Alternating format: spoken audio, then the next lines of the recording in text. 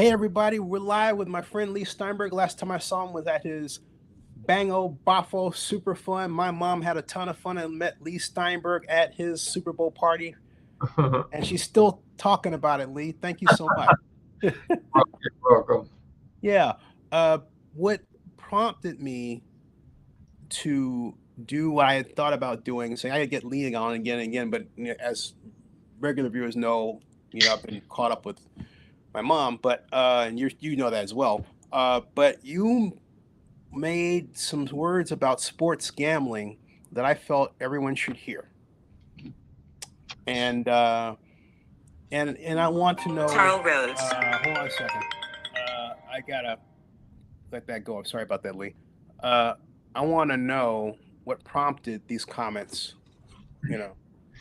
So, for the 50 years of my career, there had always been an impregnable wall erected between professional and collegiate sports and gambling because the existential threat to professional sports is not bad behavior by athletes. We wish it didn't happen, but it doesn't overturn sports. It's not uh, uh, drugging. It's not bad games. It's the perception that somehow the games were not played on an even playing field, that someone might be tempted to give inside information or to shave their performance, that an athlete or a coach who had economic problems might get in debt to a gambler and pay it off by doing something that only the gambler knew so he could take advantage of the information. And we saw this in the prop bet scandal by the basketball player Jonte Porter, who they have this thing called a prop bet where you can bet quarter by quarter in every game about how many plays a player is going to play, how productive they'll be, and you bet the over and under. And the gambler had inside information. He knew Jonte Porter was going to pull himself out of some games and was able to make money. So Jonte Porter kicked out forever. But here's the thing: Las Vegas was always off limits. The presence of gambling inside a stadium was off limits, and the players were carefully warned, and it was part of the collective bargaining agreement and their individual player contracts that they weren't supposed to interact with gamblers and the rest of it. Now, the exponential change that's occurred Yeah. is that you have a couple NFL owners owning part of DraftKings. You have the ability to place a bet actually in the Washington Commanders Stadium and where the Bulls play. You have nonstop advertising for this gambling. If if you watched the weekend of football last weekend, the ubiquitous nature of the betting, whether it's DraftKings, FanDuel, MGM, on and on and on. And among other unintended consequences will be the betting creating a whole new generation of gambling addicts. Some people will be able to handle this, but they're pushing it just like beer, and the consequence will be the same as beer produces. Some percentage of people can't handle it. Some percentage of people will get into debt over their head and keep betting and betting and ultimately be in trouble. And so, therefore, they're vulnerable. And if those happen to be players, it's not a good look. So I understand that betting has always been with us from the earliest times of mankind. But and I have no problem with people betting, but to institutionalize it this way is something else. What about in the NBA? I know it's for the NFL, but the NBA. Uh, I happened to run across an Instagram exchange that was repeated on a website. Cut to the chase. NBA basketball players essentially talking about how they manipulated a game recently. And So you see where if even the a scintilla of doubt was yeah, created in the fan's mind, and all of a sudden what you're referring to became common knowledge, then people start to wonder, well, did he miss that basket on purpose? Did he pull himself out of game on purpose? And the rest of it. I mean, here's how dramatic it is. So it's some years ago, I go to Steve Young's hotel room the night before a 49er game. And he tells me that at practice on that Saturday, he got hurt. He got run over by a lineman. And nobody in the world knows this, but he's not going to play the next day. And that's mm, going to change dramatically the whole concept. Well, if I went out and told that to a gambler, I'd be using inside yep, information. right. Or one time I visited Troy Aikman, and his thumb was the size of a big pickle. And again, it just happened that Saturday. Well, inside information changes everything.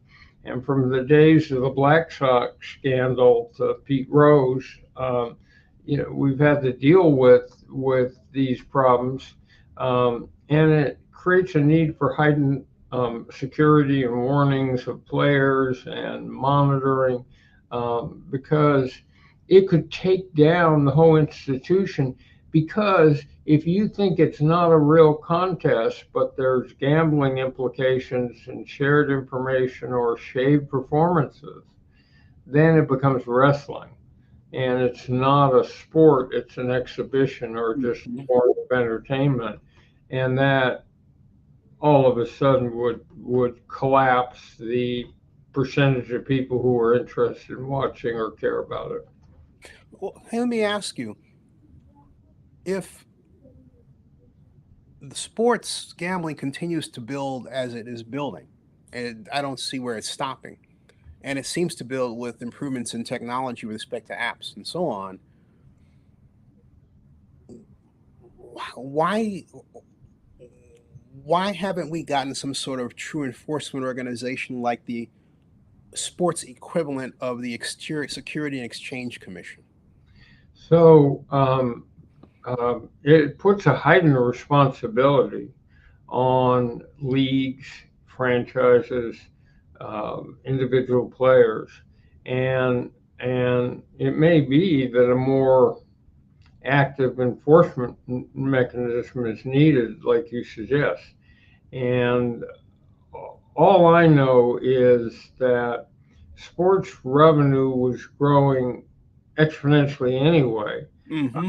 TV contracts, uh, luxury boxes in the stadium, naming rights, fantasy is a form of gambling, but it's a little more benign because people put up $100 for their league, but it's not enough to alter someone's life. But once you activate the gambling craving and addiction in certain people's brains, they can't stop.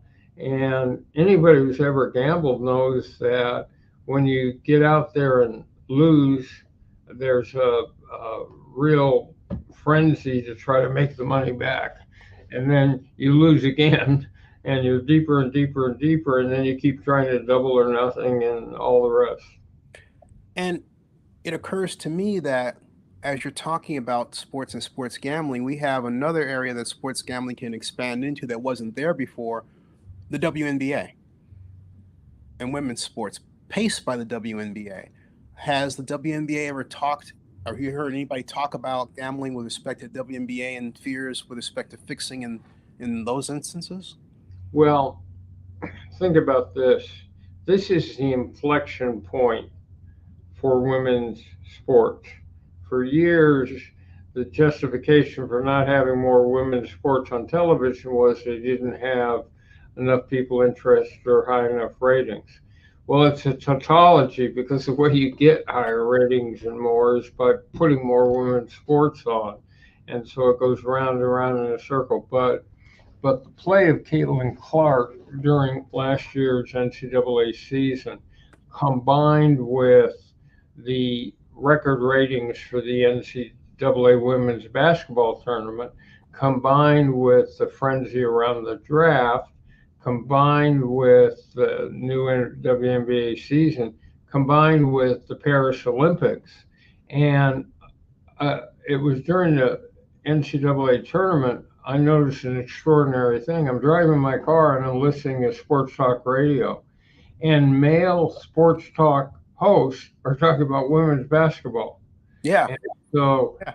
and that never happened before. And I found myself watching women's games in the NCAA, and that never happened before. And so, all of a sudden, and given the fact that women make a good percentage of the purchases in most homes, um, it's a great advertising audience. And to say nothing of the thousands of little girls who watched Simone Biles at the Olympics and said, I could be like that someday.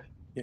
And I think about Mark Davis, who also owns the Las Vegas Aces, which are the best team in the WNBA. And, he moved to Las Vegas to take advantage of growing gambling revenues in the future. In fact, I remember reading about a study that Mark found in 2014, put out by a UNLV professor whose name just flew right out of my head.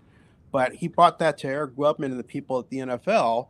And that was one raison d'etre behind his desire to move to Vegas, the idea that, hey, we could actually control sports gambling and get these once feared transactions that could be out of our control in control, and therefore more doable. And I'm interested to see if Mark brings sports gambling to the Las Vegas Aces as he has been a forefront in doing with respect to the league. What do you think about that? Well, once again, the new addition is the fact that there was always gambling, Mm-hmm. and always a support to the NFL because it got more people interested. You could tell it was gambling because at the end of a blowout, people were still in the stands cheering. So that was about points. Yeah. It could have been about the result, but the thing about it is that if they start to integrate it in stadiums, it's not that you couldn't sit at your seat and do a bet on a cell phone. You can. But the fact of going up and buying a hot dog and right next to it is the place to do the bet is a real stimulus. A sports book in the stadium. Yeah, and I noticed that in the athletics case, um, when they moved to Vegas, their rule is such that they can't have a sports book on the premise, which means you have to go outside, but across the street to go to one. But I You mean think it's in. our late lamented A's? Yeah. What do you think about the A's leaving for Sacramento first before they take off to Vegas? So in 1994, Mayor Elihu Harris of Oakland called me and said, we're afraid that the A's are going to move to Sacramento. And can you help us put together a plan like you did with the Giants to keep the team there? And there was total unification. The government was behind it. They enlisted business people. And the big slogan, there's no Oakland without the A's. And that was clever. And we were able to save the team. Yeah. This time, this time, Oakland just flubbed, and the fact that they used to have great Warriors playing there, they used to have the Raiders, and they used to have the A's, is a body blow to East Bay, and I mean, in other words, just that tagline that the game's coming, I believe, stimulates awareness of a community, stimulates interest in the community, helps in business, and I I think that in future generations, the political leaders who did this will not have a good place in history. No. Uh, how much of this, I'll just say this. Everyone who watches my program knows how I feel about Oakland government and its responsibility in this. Everyone outside me is blaming John Fisher. Where do you lay the blame? The truth of the matter is that it's free agency for sports teams. Mm, And the Giants, if you remember in '92 when Frank Jordan called me and asked me to help keep the Giants, had signed an actual sales agreement. That was 1992. That was 32 years ago. hmm The Giants were gone. I mean, they had officially moving, but people have to organize and start. Well, the natural place for that organization to come from was Frank Jordan, Elihu Harris, and whoever at various junctures was mayor of Oakland, or the Alameda County Board of Supervisors. But whoever, they've got to be the central organizing point, and there's got to be a there Yeah. to resist the move, and smarter and more foresightful leadership that understands um, the centrality of a sports team to the identity of an area. My feeling has always been that if a athletic team, even though it's a private business, claims to be more of a civic treasure, so you have an obligation because they're your Oakland A's in terms of positioning, and you have an implied obligation to go whether they win or lose, to support them in good times and bad. Well, you can't uh, claim that and then all of a sudden throw that concept out and say, we're going to the highest bidder. hmm So, but the A's didn't create the reality that teams that have a stadium that's over 10 years old want a new one. That's just true all over the country. And for the revenue streams that come out of it, like I said, for naming rights, hmm for the wiring, for the jumbo scoreboard, for the premium seating, for a variety of different things. That's just the nature of the competitive game today. And is the key question is, um, do you believe that it's important enough to use some creativity and um, and, and come up with a way to solve the problems? And that hmm has nothing to do with any ownership of the A's. I mean, you you the only way in which I approve a move of an existing franchise is when there's just not economic support. And you Right. might remember that my solution to it was to take that area of Oakland and build a sports town in it. hmm The Yeah. teams would be the hub, but you would put a Disneyland of sports attractions in the contiguous area, and, hmm and you'd create an activity zone with retail and hotels and everything so that you'd get traffic through there 7 days a week. And what happened with the A's is because at night that's a cold, windy area like Candlestick used to be, the attendance during the week was pitiful, and hmm the weekends could be robust. And but you, you can't take the Oakland Coliseum and compare it with the state of the art stadia and arenas and tell the owner. As a matter of fact, what happened was when we got new ownership back in '94, we had promised them that they would have a state of the art baseball platform because the Raiders were then playing in Los Angeles. hmm And what happened is that when Al Davis came back, Oakland forgot all about what they had told the baseball team Yeah. and created a venue that wasn't very good for football or baseball. No. And I remember that I will start working for LAU in 96, 90, late 95, actually as economic advisor. And one of the first problems I had to deal with was Sean Hoffman threatening to move to Sacramento.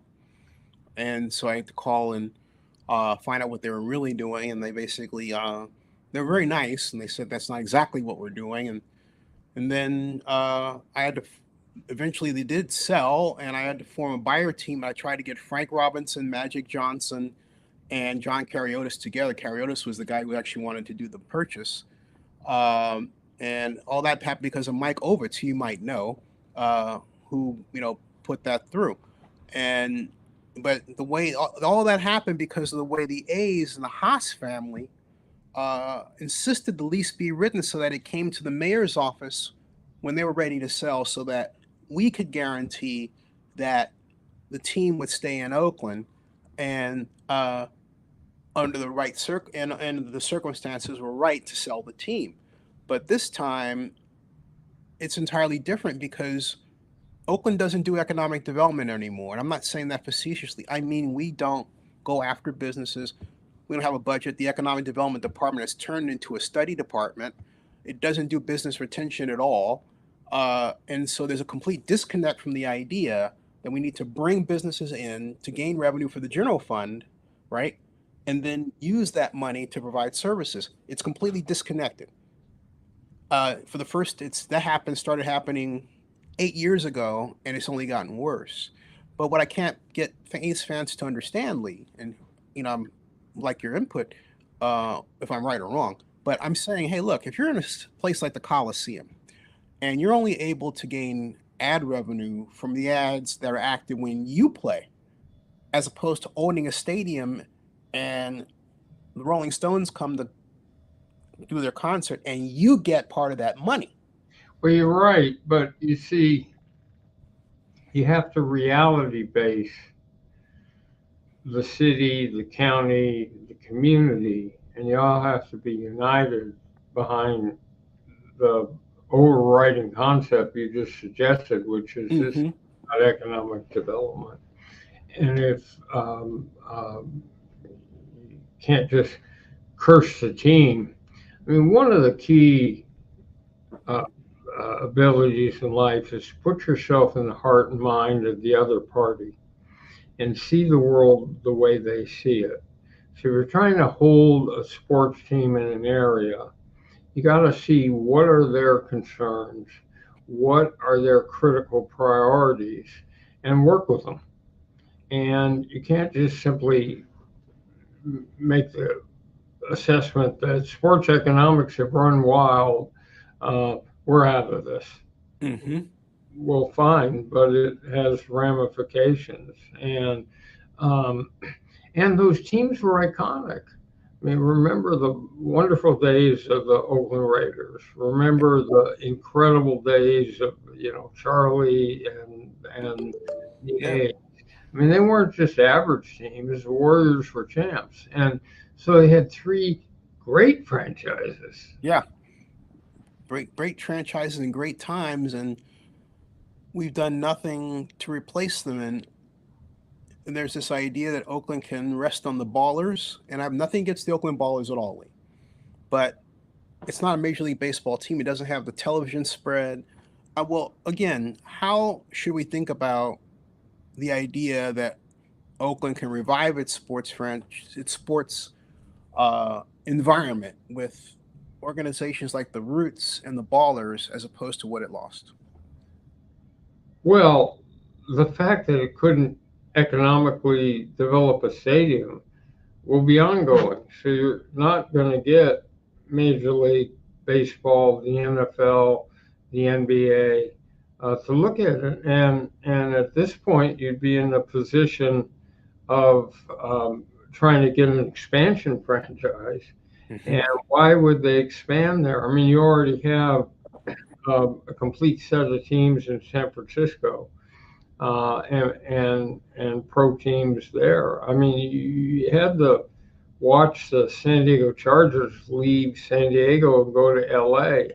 They had a steady fan base and they broke the hearts of all those people just because Los Angeles was a better address. Well, what was having the tagline Oakland Raiders, Oakland A's, Golden State Warriors, which could have changed that name to Oakland Warriors. And Yeah. uh, anyway, we digress, but there you go. Yeah.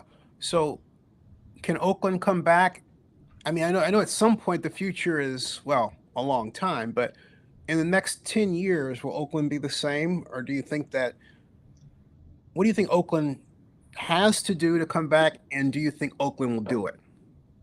Well, so I'm not a complete economic expert about civic finances, but if you're talking about sports teams, Hmm.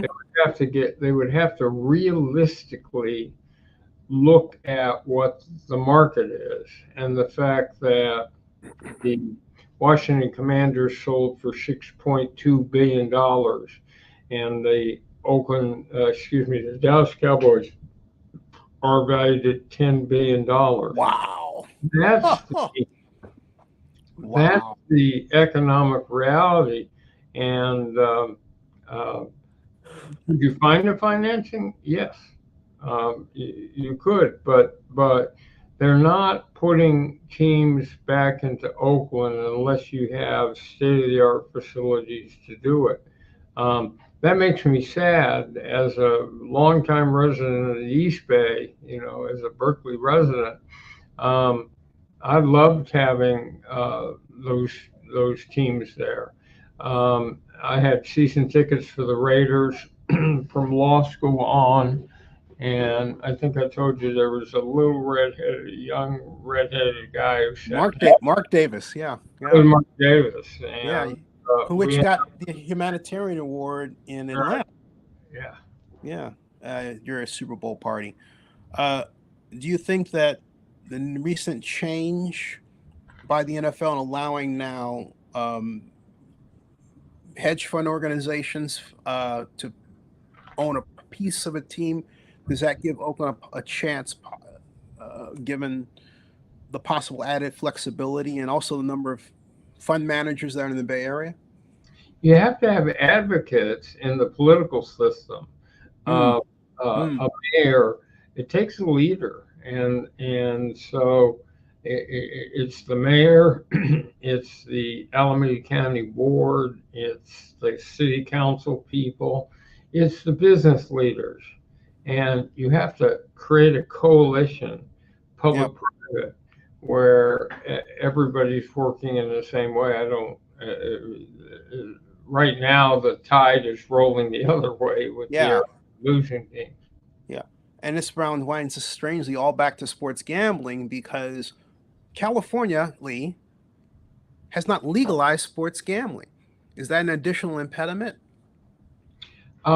It's a revenue source, and but it's inevitable that gambling will be legalized in California. I mean, it's in 33 states now, and that Supreme Court decision in New Jersey some years ago opened the door for it, and it'll happen in California. How much time do you have? Because if you have a little more time, I want to pick your brain on some NIL matters. Okay. Awesome. Where are we with NIL right now? And are you satisfied with what was the intent of NIL, or do you think it's gotten out of control? No, it was Nancy Skinner with SB 206 that started all this, the state senator. Yeah. And California passed a rule, and then in fear and competitive uh, spirit, other states said, well, if California's going to do it, they'll get all the good players, so we better do it. But unintended consequences is what that plan was, because what happened is it was viewed as a way to compensate players at a higher level. And all they needed to do, the NCAA, was to take star players from disadvantaged backgrounds and enhance their revenue picture a little bit. They could have given 5,000 or 10,000 more dollars to a college athlete, and they'd have been happy. They didn't need to be like the Sultan of Brunei, but but they didn't think it through. And what happened is it's now the currency of high school to college recruiting and later of the transfer portal. And so what happened is that big universities, especially in the Power Four, um, got collectives of businessmen together to raise funds through their businesses and through their donations to supplement the recruiting approach of teams. Now, if SC offers $10 million to a high school recruit, well, will Ohio State offer 12 million? Will Alabama 13 million? So it's now creating um, income inequality Yeah, between yeah, the yeah. four levels of big schools that are doing this and everybody else. And so what's going to happen eventually is they pull away. All the talented players go into those four conferences in basketball and football, and they the rest of them are left behind. It affects the funding for for minor sports or non-revenue sports. Affects the financing for women's sports, and eventually the four conferences will say, you know what, we don't need the NCAA. We can Hmm. negotiate our own television contracts. We don't need to be splitting funds with them. We can do it, and you won't have an NCAA. So, and it's led to 15-year-old high school quarterbacks branding and marketing themselves and hiring the marketing director. It fundamentally changes the business that I've been in because we rely on the fact that we can find athletes who are willing to be role models, who are focused on second career, who if I say to them, maybe you shouldn't do endorsements that first year when you're still trying to prove yourself. It's families and sophisticated players who are 21, 22 that can accept that. At 15, good luck. So it's just a fundamental change, and let's be honest, there was always corruption in the old system, and there were alums and agents giving money to players that never got tracked. But the point to this all is that it's completely changed the nature of collegiate sports forever. You mentioned Libby. Wait, you mentioned women's sports, and I was thinking of Libby Dunn because she makes something like 3 million a year off her NIL deals or more. And doesn't that really flip the scale for women's sports? Because you mentioned it hurting women's sports in the case of a male athlete, but there are these women who. Hurting women's sports because if you cut off the revenue for the revenue producing sports, Hmm. and in a sports budget, something's got to go. Right. And will it be volleyball or water polo or in other words, many of those sports require more funding than they bring revenue in. Hmm. And so, um, if you think that the charge of a university is to provide, and you believe that sports provides an educational experience, Hmm. and the charge of the university is to get as many people as possible involved in that educational experience. If you now cut that back and it becomes a football team and the basketball team and very little else, that also changes nature. It's like gambling. Hmm. Someone did not think through that this would stop being a minor supplement to players revenue wise, and it would uh, create a uber class Hmm. of, of athletes, and then it would become the currency in recruiting. See, that's what I'm getting at because I'm thinking if I were an athletic director and I'm a neophyte, never came close to anything like that.